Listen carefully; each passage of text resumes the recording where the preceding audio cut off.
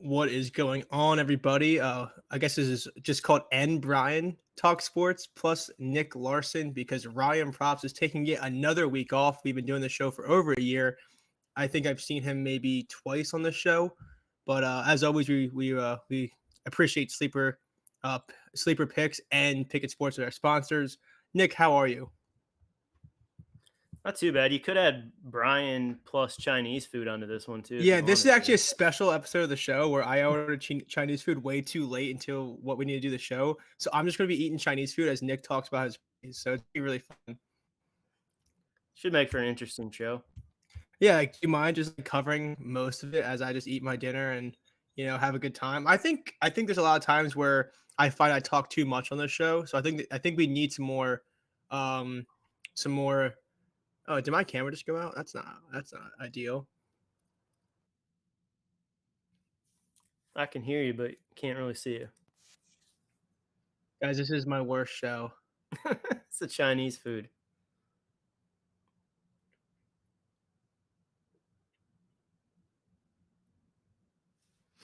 See if we get him back here.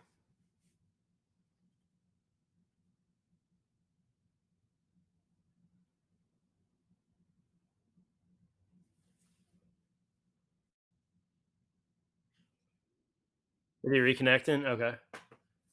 Sounds good. Um, we can start with, I guess, Monday Night Football tonight. Giants and the Seahawks. I'm a big Seahawks fan, so um, not very confident in their defense so far. Starts of the season, they've been in some shootouts here, but we'll see what happens, I guess. I know Brian has a play on this game. I was going to let him go first, so we'll give him a second. See if he can reconnect here.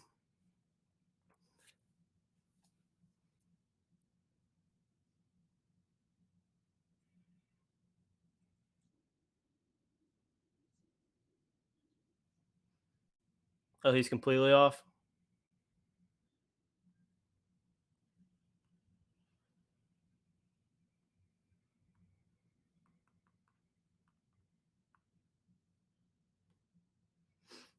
I'll message him and see if we can figure it out here.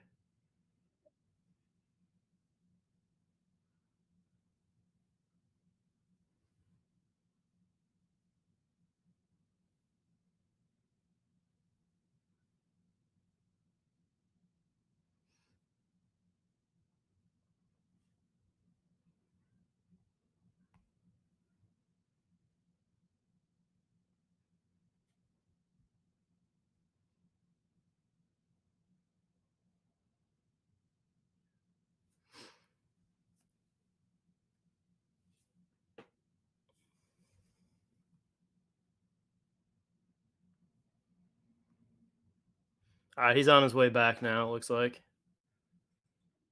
something glitched on his thing.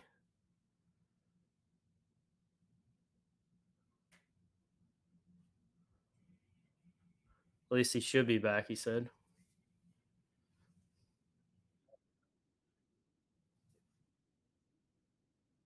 Yeah, yeah, give him a second here. We'll be back here in just a second. We're gonna get Brian back on here and then kick it off here again with Monday Night Football.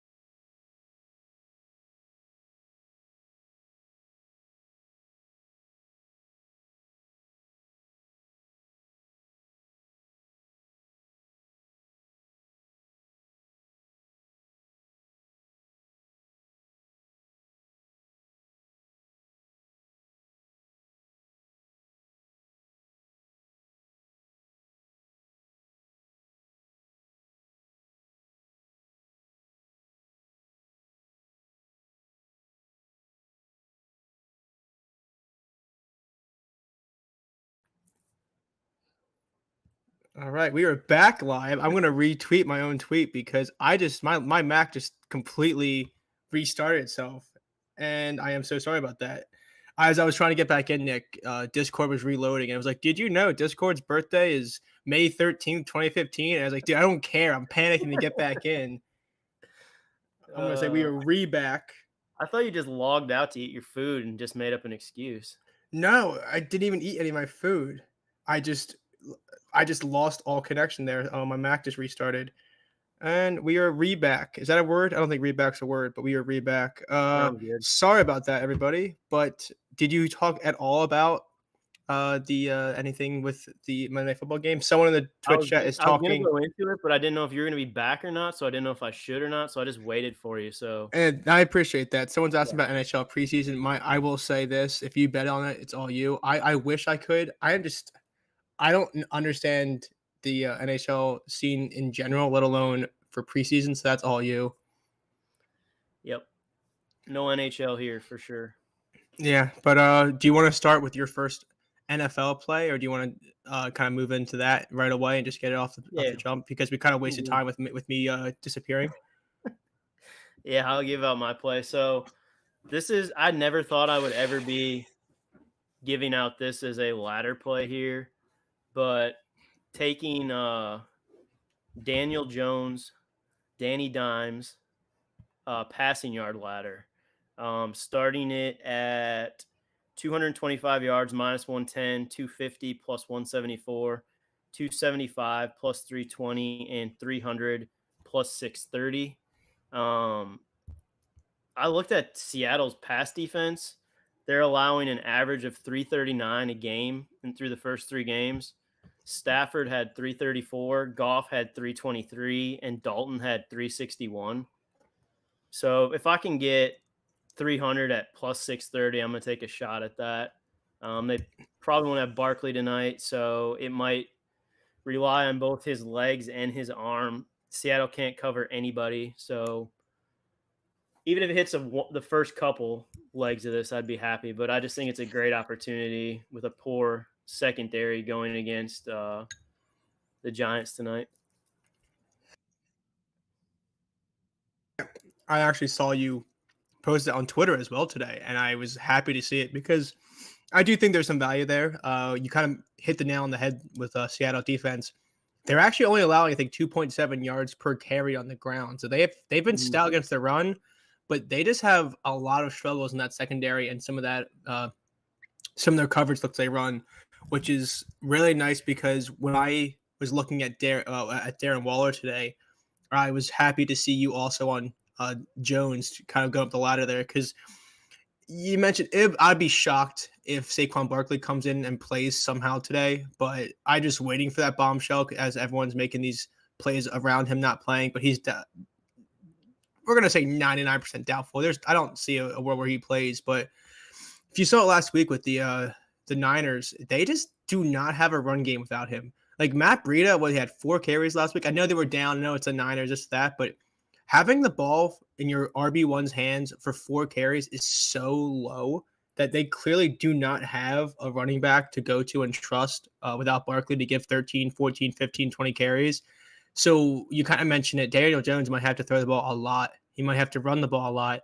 He might have to actually, try to win this game for the Giants. So I do think there's some value in his yards and his attempts at 32 and a half, I believe it's at right now. I think that ideally the Giants would love to establish the run and would love to just, you know, go out there and look like a real team, but they just don't have the facilities to do that right now without Barkley. So I do think he's gonna be throwing the ball a lot, which is nice, and it brings me into my play, which honestly it moved a lot, which is why I didn't send any producer on our show a screenshot of a ticket or anything because it is 49 and a half. I do think some books still have that. I like under 50. I did take Darren Waller. I got him at 47 and a half. I actually got him at 46 and a half and I talked about it on the noon show. And by the time it was like 1:15, I posted, lines were just drastically moving. So if you like Daniel Jones to throw the ball, I love the idea of Darren Waller getting involved here. He's only gone over this line 1 out of 3 games, but man, he's just so talented. I think this Giants team is just so lacking a playmaker without Barkley as well. And he should be primed for that spot because can you name like three? Can you name all the Giants wide receivers? I mean, like it's Slayton, you got like Hodge, you got like all these. It's a mixed match of just okay players. Like you could tell me that NicLarson was a wide receiver for the Giants, and I probably wouldn't even question it because they just have the weirdest. They had the weirdest wide receiver room. So he has 3 more targets this year than any wide receiver, on this roster. He's clearly the guy that Jones looks for. 20 targets already through 3 games. And when I was looking at the Seattle defense, I know you looked at their pass defense and how piss poor it is. The one thing I noticed is that they actually allow, I think only 5.3 targets a game to tight ends. So they allow bottom 5 in terms of targets per tight end seen, but they've allowed 13 and a half yards per catch. So even though they're not getting hammered by tight ends per se, because, some of them, like, they played the Panthers, Mingo, whatever, like, even these guys that aren't big names are still having success with longer catches against them. So if you give me Darren Waller having, say, 4 catches on 7 targets and he can get 13 yards per catch there, I just am waiting for that 125-yard catch down the seam that sets up a 50-plus game super easily. He's been close on a couple of these too, just misses with Daniel Jones. He's had, like you said, he's had the opportunities. They just have been slightly off on a few of them, especially the deep ball. So last week he was just kind of non-existent a little bit, and that's credit to Niners defense. I mean, obviously they're good for a reason, but first 2 weeks he had 2 plays at 22 and 25 yards. I mean, you've seen it his whole career. He has that ability to just kind of like Evan Ingram. They're tight ends, but you almost run them like they're wide receivers with some of their routes. Right. One crossing pattern where he can just get vertical and get up and get a ball. I just think you give me one of those plays and you add in 3 or 4 more intermediate catches to get 50 plus for a guy like this. I think is very doable in this matchup. I'm actually going to check I'm going to check our sponsor Pickett to see. I was looking for earlier. There was no longest catch available for like a lot of these players, because I would have loved to maybe have a longest catch prop for Darren Waller, but I didn't see any earlier. Let me check now. Darren Waller, longest reception, 18 and a half. See, I like that a lot. That's a good look. I think yesterday with Christian McCaffrey, I played him over 89 and a half yards, but I also split the play with his over 17 and a half longest run, and they both hit. I would have probably done something like that with Waller if it was available, but there was no props available. So if you are feeling that, I do think 18 and a half is a great longest reception line. Like I said, two games this year, he has 20 plus. And I think if he's getting to 50 plus yards, he's going to have that 120-yard catch, which should easily come at some point in the night. So I do like 18 and a half. It's on FanDuel. I will not be able to break my rule of having more than 1 unit out or 1 or 2 units out on a Monday Night Football game that usually are just so painful to watch, these primetime games. But this would tempt me a little bit because I do think 18 and a half is a great line. I was expecting 20 and a half. Yeah, that's a good look, I think, especially like you said with the 22 and 25 hitting, and then the only time he didn't was against that San Francisco defense, which is proven itself once again this year. I like that one too a lot. Yeah, I think I might have to add it a little bit, or at least use it for a boost or something, because I think there's always that same game parlay boost. So I do think that's a great line, especially with it's 19 and a half most books. FanDuel's the outlier. And I will say, if you're ever playing these longest play props, please, if you're tailing somebody on them, you gotta get the line or almost leave it alone, because yesterday Christian McCaffrey had 18-yard rush, and my friend was like, "Oh, I took it on DraftKings 18 and a half." And I was like, man, when you're talking about these props that are one play for all the glory, those 0.5s mean so much, because it's not a volume prop where it's like, oh, you'll get another chance. It's you kind of hope for that one play to kind of get it to you. So that 0.5 is all the difference. So 18 and a half on FanDuel, I might, even if I don't post it, I'll probably end up with like a $25 smaller bet or something like that with it. Yeah, I think you're right. I think he finds it across the middle or lines up as a wide out and torches him on one play at least. Yeah, and as we talked about this, I want to look into what the tight ends did in terms of long catch for the other two, but I might end up having a 1.5 unit play on Waller tonight. I do think as long as his hamstring holds up, that's his only knock. I think as a NFL player his whole career is whether or not he's going to play the full game. And I know you only had the one play. I have one more that kind of parlays what I was just talking about with Waller, but I have a screenshot if we have it with us. But DraftKings does have a 50% boost on same game parlay. My max is 25, which is big because usually it's like 10. So I did parlay Waller 50 plus with Daniel Jones 25 plus alt rushing yards. I honestly really like this because it kind of, like I said, I already went through how much I like Waller tonight, but like we kind of talked about with without Saquon Barkley, this team just does not have a run game at all. It's a little scary because Daniel Jones, I think his biggest rushing games are usually when Barkley's a threat and he's able to kind of misdirect with those fake handoffs. But this is more just a volume play. Last week he only had 2 carries. He didn't run the ball at all, but that's credit to the Niners defense and those good linebackers that play contain. I just think he's going to run the ball 5, 6, maybe 7, 8 times solely because I said Matt Breida is just not it. They're going to stack the box a little bit because they just have such a good front seven to stop the run that I think their only way to get a run game going is those RPOs where Daniel Jones can maybe get outside the tackles and make a play or two. So 25 yards for a guy like Jones, the white Michael Vick, it's like that's like, you just got to get one good RPO where he finds a seam and can make that cash. So I looked at the 35.5 for his actual line, but I almost like to just use it as a boost parlay piece and hope he gets there. He last 10 games he's done this 8 times, but as I said before, without Barkley, the only concern is, are they even going to be able to move the ball at all on the ground? Yeah, and it's tough to look at the Seahawks as far as like this season against running quarterbacks because they really haven't faced one yet with Stafford, Goff, and Dalton aren't exactly out there running. So yeah, and even Dalton had a 10-yard carry, which is right. I for think him. That's like I think you can get him on that RPO though. I think they at least in the past have bit on that. So he will keep it too. I just think it's one of those things where Daniel Jones. See, this is not a play because I don't think it's a good number, but his line for rushing attempts is 7.5, which kind of shows me that books are thinking that he's going to have to do a lot in the run game, which is, I don't know if I'd play 7.5, maybe 5.5 juice I would look at, but 7.5 plus money, I don't think it's a good look at all because I couldn't tell you how he's going to look tonight, but I do think it's comforting to see that the books are also thinking that he should be mobile tonight. Yeah, and it could be a shootout tonight too, so I would not be surprised for his passing and rushing numbers to be higher tonight.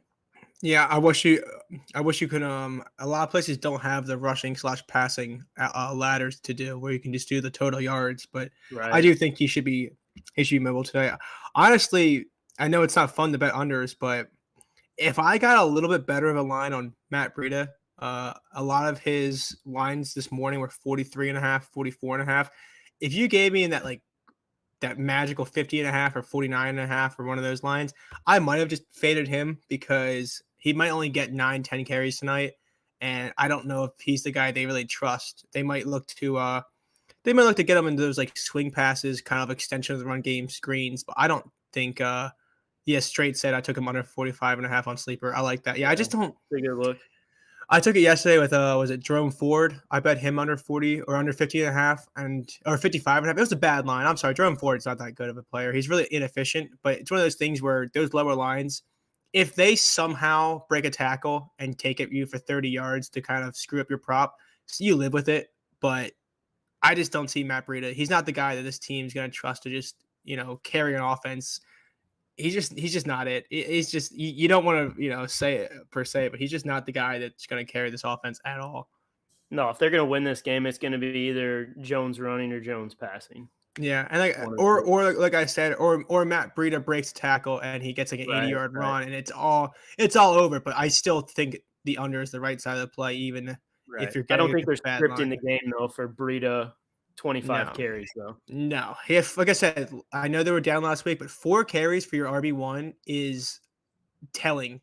It's very telling, and I think if they had a better run matchup this game, they might have had the long week to kind of prepare for that and get a running script going. But I just don't think they trust. It's him and Brightwell, right? Are the two guys they Yeah. have?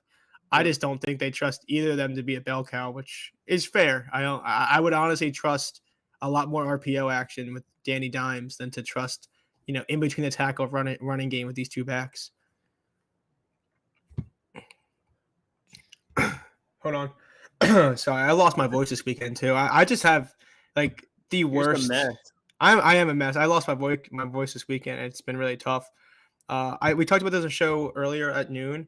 If you had to bet a first touchdown scorer tonight, who would you go with? I never take the easy one, so I'll go crazy DJ Dallas. When you said the crazy ones, I was thinking like I don't know, Brightwell or like Hodgins but you go with DJ Dallas. Where is he at? DJ Dallas, what is his odds for first touchdown? I'm not Didn't even even seeing look. it. Just popped into my head. 45 to 1. There you go. I was thinking, what's his name? How do you pronounce his other name? Is it the other running back for them? It's is it like it's Zach? Was it? I forgot how you pronounce it. Chardonnay? Is it Chardonnay? How do you pronounce it? I forgot how you pronounce it. Is it Chardonnay? It's like Chardonnay. We're talking about Walker. I was like, oh, that's no, yeah. What's his name again? Ken something? No, I said him earlier. I said him earlier just because I feel like so many people are on Walker. This feels like the perfect time for that RB2 shark at the goal line for everyone that has Walker props. That just seems like a primetime game. Every time a primetime first touchdown scorer scores, I feel like half the world asks who the hell that is. Yeah. Yeah. I went with I'm gonna actually use a boost on this. I have a free bet, I should say. Darren Waller, 16 to 1. I'm already so high on him. Crazy enough, he's 16 to 1 on MGM. He's 9 to 1 on some other books. So shout out to Pickett Sports because these lines are always terrible on what numbers you get for first touchdown scorer. But it's even worse if you don't shop your books because some of them just cut them so far down. So I do think I'm gonna use a free bet on 16 to 1 Darren Waller. And tight ends are gonna owe you after this season all the love you're giving them. I know. You know what's funny? You're gonna be proud of me. I did not have a single dollar on Dallas Goedert this weekend. Wow. And he went under. I was so. Do you realize? Like I almost did it hit last week or not? Yeah, he did. He did. Oh, so you didn't have to do the double up. That's why. He clutched up. He clutched up in like the fourth quarter, which is awesome. I will say this. I do think I'm gonna bet on him this week. But if you're listening, like I didn't bet him last week because it's a tough matchup. But I almost think the Eagles take turns in terms of production. And the last 2 weeks has been all AJ Brown, and then Smitty had a good game yesterday. I do think week 5 is a chance to try to attack Dallas Goedert again. If you get 3.5 for the catches line, they're on the road against LA, and LA is not anything special in terms of linebacking production. So I'm going to look into that. That's besides the point. I just wanted to let you know that you'd be proud of me that I didn't have any money on him. I'm glad we don't have to continue this through like week 11 with your Goddard double up every week just to try to win back week 1's money. Well, it's like I will say this. It's the same thing when I used to bet on DeAndre Ayton a lot, and everyone was like, oh, this fucking guy. As much as I have these quote-unquote plays, I'm just like ready to rock because I think they're so bad lines. I'm also smart enough to know that sometimes it's just not the matchup or not the line for it. So I was proud of myself there. But I'll be back next week most likely because if Ryan was here, he would agree with me. So I'll say this: if the line opens against LA, right, 3.5 catches plus 100, would you not bet that like right away? I would. I think it's going to be a thing where it's going to be a bad line where they're going to buy too much into low production, and he'll finally explode. Hey, you know the tight end market better than anybody. Yeah, that's fair. Do you want to move on a little bit to MLB and just talk a little bit about Woodruff being out and how your whole team is screwed and you have no hope? I sent a text out to somebody today, which you can tell me if I was wrong or being too much of a homer, but I said I think the Brewers have the best 1, 2, 3 and closer in the playoffs right now. If you go whatever combo you want to do, Burns, Peralta, Woodruff, and then Williams as the closer. I was like, that's tough to beat. And as soon as I sent that text, no more Woodruff. Now you have Miley as your big 3. As soon as I sent that text, Woodruff expected to miss the entire playoffs. I was like, perfect. Yeah, I would say this. I would pick the Phillies for that if I could have Aaron Nola last year, Kimbrel 2 years ago, and current version of Collective year. Suarez and Zach. Yeah, I if I could pick and choose our three starting pitchers and closer, if I can pick their timeline, I think the Phillies have that. How do you feel about the Phillies?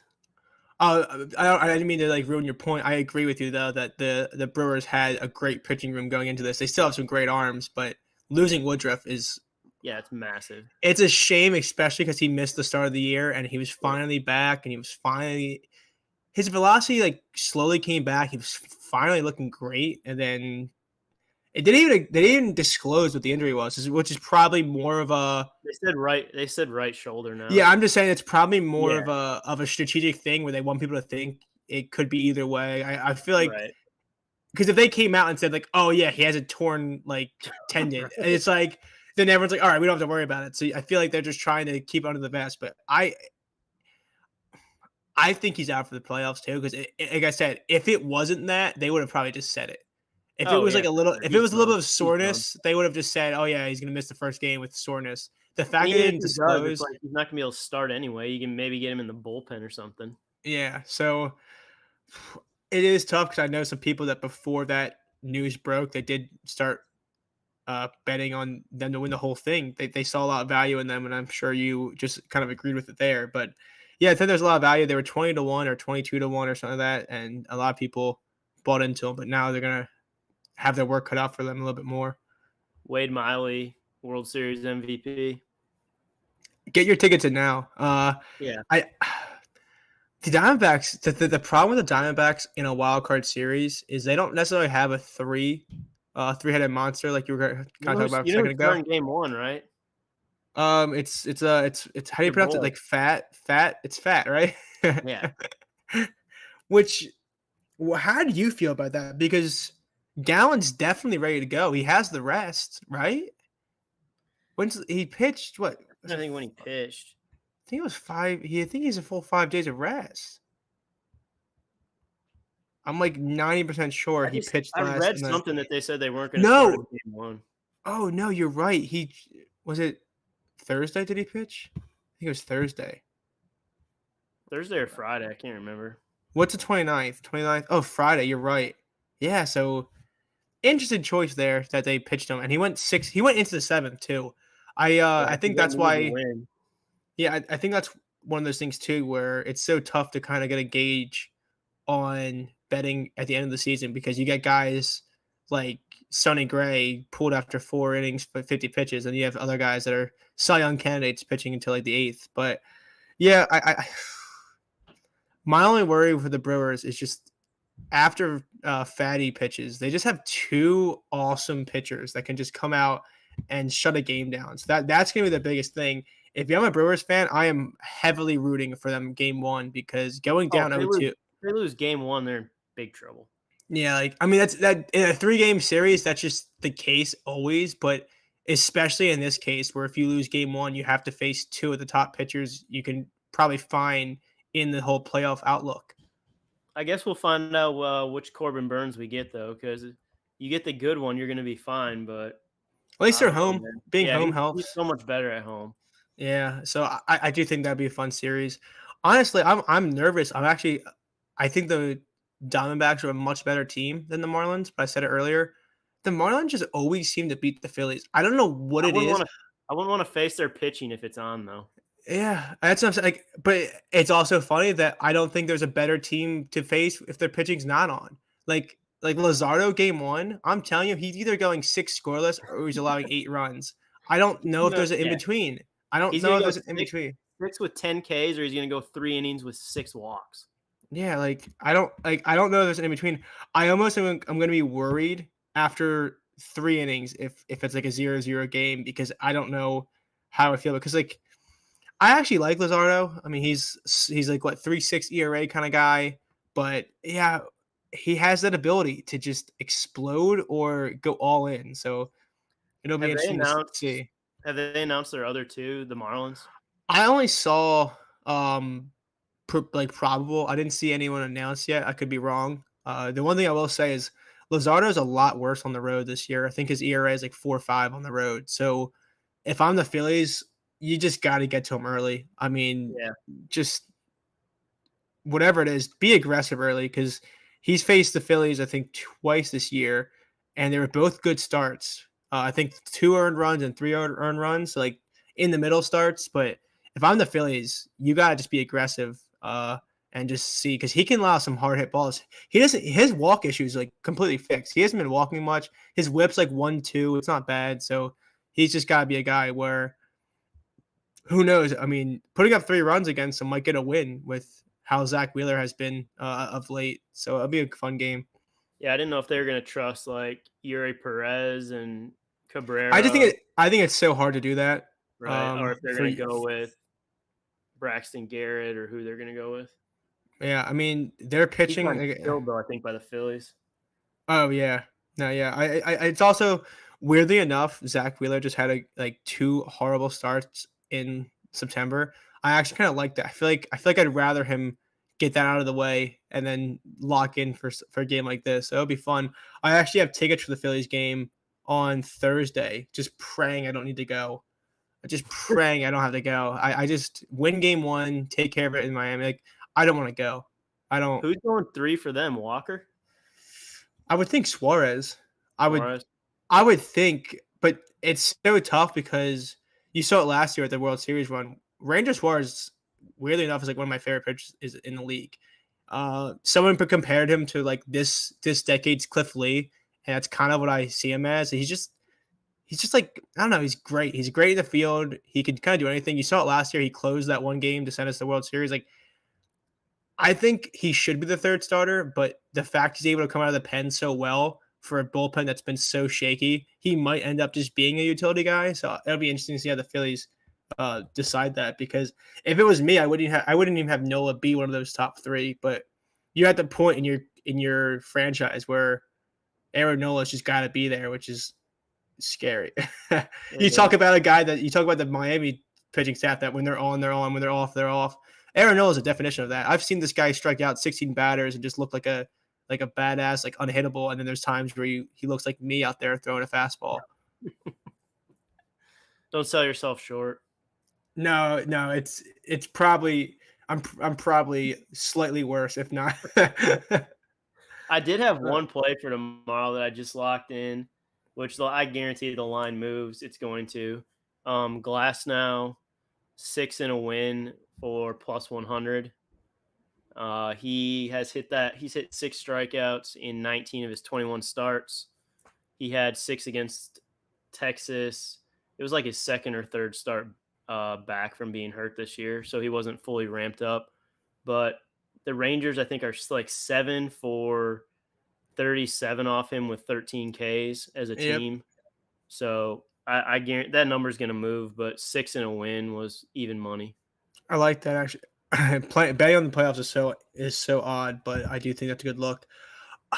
I probably will bet a little bit on the playoffs here and there, but like I said, it gets super strange. But Glasnow should, even if he doesn't go deep into the game, he can get 6 Ks against this team. Right. I mean, there's no reason for the Rays to be Rays here. I mean, it's the postseason. They're gonna let him if he's dealing. They're gonna let him go. Yeah, I thought the same thing. Where I was tempted to bet on Zach Wheeler, like an outs PPD 17.5 and a win, because I think unless it's like a 13-0 game, he's a guy that I talk about the struggles with the bullpen. He's just a guy that you're almost just banking on going 6 innings, and if he doesn't, you're basically just giving up on the playoffs because if he goes 5, you're almost just in deep trouble already. So I think him and Glasnow are the 2 I was looking at for a kind of a PPD market. So I like those. Mm-hmm. Actually, I want to check on Caesars to see what that be because the Phillies money line is minus 170 for tomorrow's game, which is probably appropriately priced. But yeah, his strikeouts are 6.5, but his outs are 17.5 minus 120 by itself. That is really tempting. I know it's a playoffs and it almost makes you feel like they're trying to bait you into something, but if I follow the Phillies enough as a fan and as a bettor, I just think he's going to get the leash. I don't see he only pitched 50 pitches against the Pirates on I Friday. mean, if they want any opportunity of winning, it's not him going 5 innings. Yeah. Oh, yeah. So here's my thing. If he's at 80 pitches and the team is up 1-0 after 5, does he not get the green light to go 100 in a game like that where you're up one Oh, for run? sure. I mean, this I is just this is the time where you give him like 110 if you have to. yeah, because You're not saving him for anything. especially in the wild card situation where he's only going to be able to pitch one, it's not a 5-game, 7-game series where maybe he can come back later in the series. You kind of just let him go all out, and then if you win the series, you get a nice break before you have to start playing NLDS rosters. So I Did think you he should check? be. Did you But check? Alan literally just posted it in the Discord. Wheeler over 17.5 was -110 on DraftKings for oh outs. hell yeah, it's gonna move. Then I'm gonna have to play that soon because I do think that's just one of those things where uh someone said, yeah, Wheeler 17 outs and money lines plus 150 on Barstool. I I hate betting on the Phillies because, as I said before, I am a Phillies fan, but that's just objectively, I think, is a great line. I just think that's a great price. Plus 150 for the outs PPD. I think it's just, I haven't run the numbers yet, but off the top, I would think that's fair odds around plus 120. So I do think I probably will have some stock in that.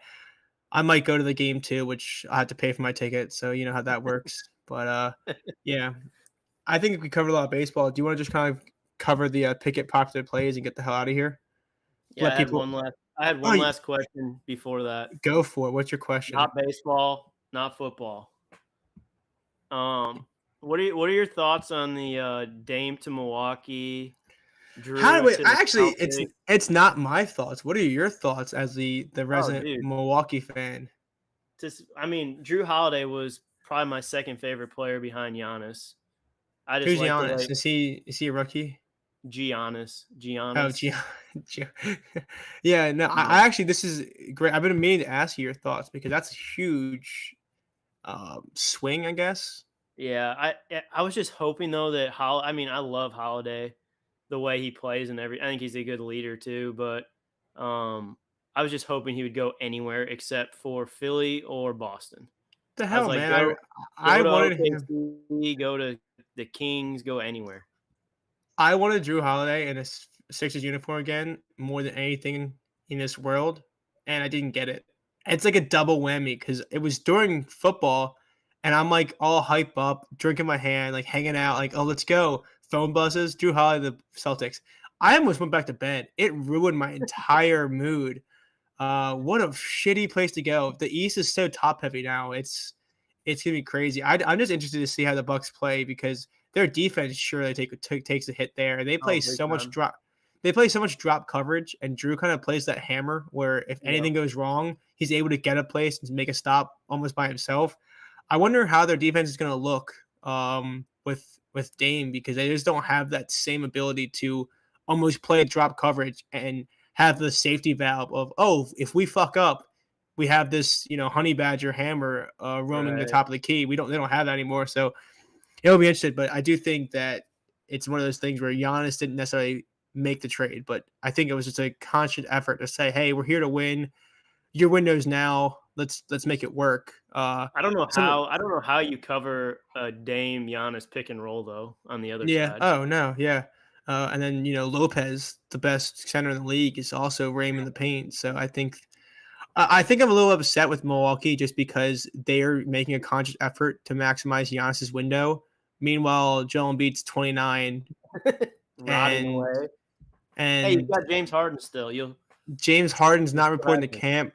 Daryl Morey signed Kelly Oubre for the sole reason that Kelly Oubre is like married to James Harden's ex girlfriend. They hate each other.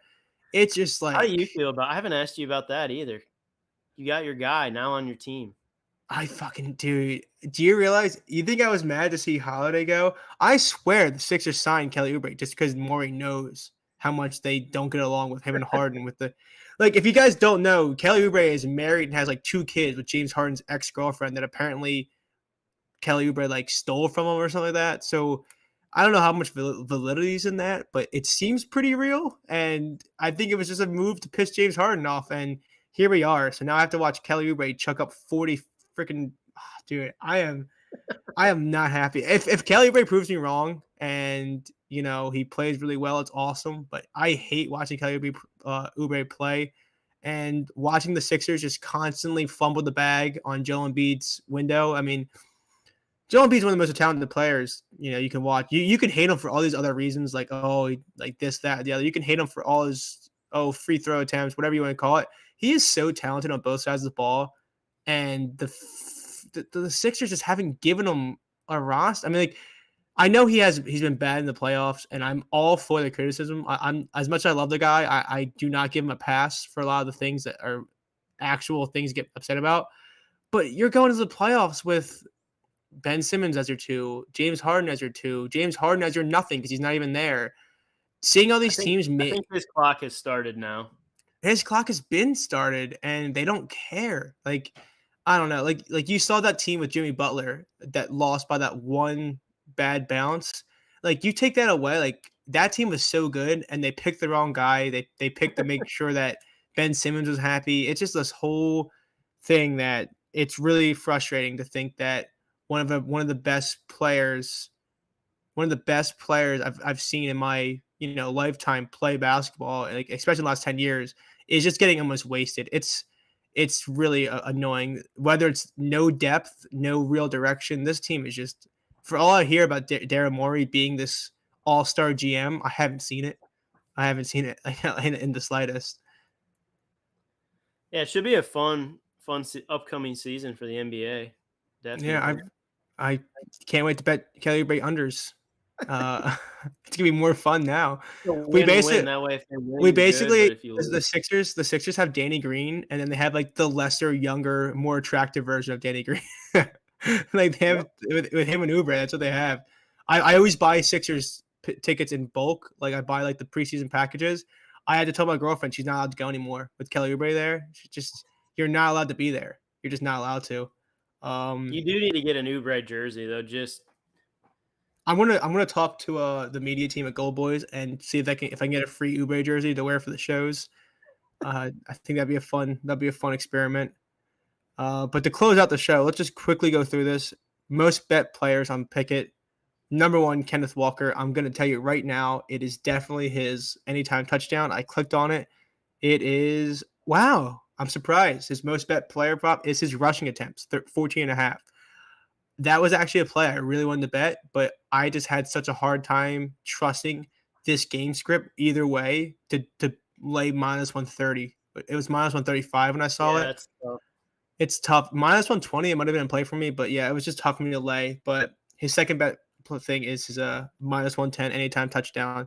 I don't hate anything with Kenneth Walker. I think he has a great matchup tonight, and I do think that they should be in a positive game script, but I just could not get myself to fire it. So I do agree with that. The second most bet player, Nick already kind of covered everything with him, but do you have any final thoughts on Daniel Jones? His most bet player prop is actually his 200 plus passing yards. So I guess a lot of people are seeing game parlaying. I do have one more thing to add. FanDuel just opened up 325 passing yards for plus 920, and every QB has hit that, I believe. Let me double check. Goff had 323, so missed by 2 yards. But for plus 920, I'll throw something on it. Yeah, I like that. And our guy Ginger Snap in the chat said that Zach, they're trying to add Zach, was it Chardonnay so much in the mix? Yeah, that's a big point. Ginger Snap's one of my favorite guy in the chat, but I agree with that. The DJ Dallas. Yeah, the touchdown. Yeah, you get that too. Yeah, I actually, off the wall tangent, I hate DJ Dallas because there was one year where Walker was, I guess it was last year, like 2 running backs were like listed out, and I forget what book. It might have been like the old school Canby, like Barstool or one of those other books. They held like this awful line for DJ Dallas to score, and I bet it. And he had like 3 red zone carries for like -1 yards, and it really pissed me off just because I'm talking like 22-1 for like the starting running back to score. It was like crazy, and he just did not do anything. So I do agree with Ginger Snap though that 14.5 is enticing, but I would not want to spend the juice for this offense that doesn't really have like their full identity yet. And then lastly, what are your thoughts on this? This has to be the most Twitter player I've seen is DK Metcalf. I think I've seen him on every ticket or every account. I Yeah. like it, but kind of like I was saying earlier, for a team that doesn't What prop is it? his yards. Showing Yards? 62 and a half, I think it is. Yeah, I've seen a Uh, lot of people just taking him at 70 even. yeah, I love DK Metcalf. He's a big player, ability guy, but as I said before, this offense has kind of seemed to be mixed in their identity. That I wouldn't be surprised if they throw the ball 40 times, 30 times, or if they ran the ball 28 times, 30 times. So I just didn't get a good feel of it. I love DK Metcalf. I left that one aside, but definitely a lot of love for his catches at 4.5 and his yards. Here comes Tyler Lockett, like 9 catches for 128 Yeah, yards. and like that can easily happen. I mean, they have two very good receivers, and depending on which one the Giants might bracket, it's like a toss up, almost like a coin flip. Ginger Snap said I did a DK same game parlay for Walker 50 plus and Walker anytime touchdown. I think those are doable. Yeah, I like that. I think it's a Walker and Waller game. The W names that they're going to have a good game today. Did you see the boost on FanDuel? I did not. What's the boost? Is it bad for me? Daniel Jones 25 rushing yards Shit. and Kenneth Walker 50 rushing yards was plus 100. Now it's plus 200. I'll be honest. I'm not a tinfoil hat guy.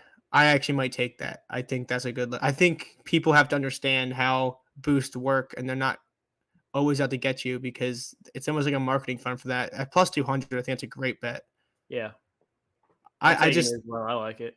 Yeah, there's too many plus EV guys on Twitter that are like do good work, and then everyone comments underneath like, "Oh, this fucking like it's a trap." It's not how it works. It's like when Justin Herbert didn't throw that one touchdown pass for DraftKings. I'll say this: do you think that DraftKings was happy about that? They got so much shit for that boost and so much bad publicity. I guarantee you they would have been way happier paying out the one plus than not. Oh yeah. Yeah, but to kind of wrap up the show, recap. I only had the one play, but kind of two. I took Daniel Jones, 25 plus rushing yards, parlay with Darren Waller over 50 plus. It was plus 225 with the boost, but the only straight play I have was Darren Waller over 47 and a half receiving yards. And then I had the Daniel Jones passing ladder starting at 225, running it all the way up to they now have 325 listed at plus 920 on FanDuel.